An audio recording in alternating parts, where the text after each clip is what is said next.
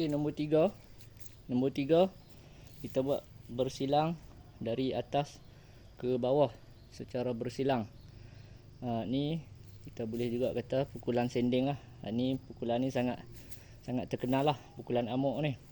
Standard lah, semua orang akan suka buat benda ni. Okey, tak apa. Kita tak fokus lagi perincian-perincian tu. Pusing-pusing.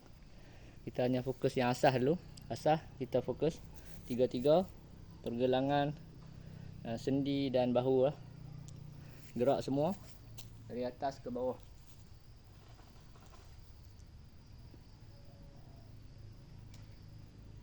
Okey. Kemudian kita gerak kaki. Untuk permulaan buat saja dulu. Gerak saja.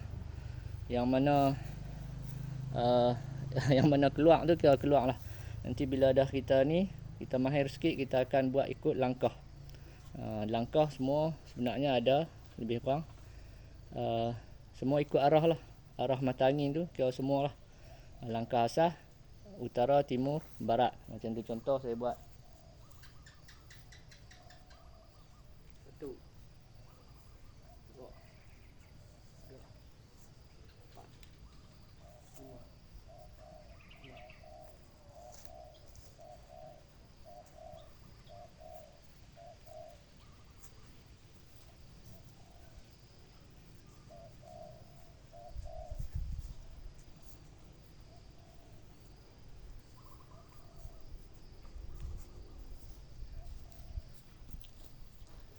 Tu langkah sending, macam tu lah.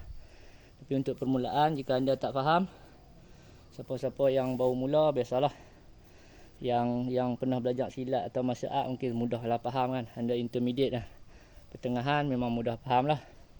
Bagi permulaan saya tengok memang ramai yang tak faham. Saya cuba buat asas je. Jadi buat kiri kanan.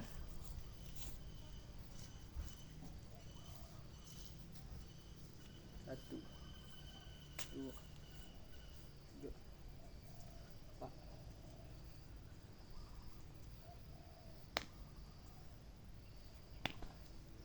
Okey, buat bunga.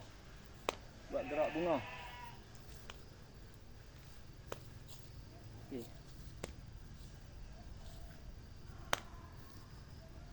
Okey, begitu. Latihan silat ni dia santai-santai. Orang kata dalam lembut ada keras, macam tu lah. Jadi santai-santai saja, buat sambil berbunga-bunga. Tak ada masalah ya. Alright, itu saja.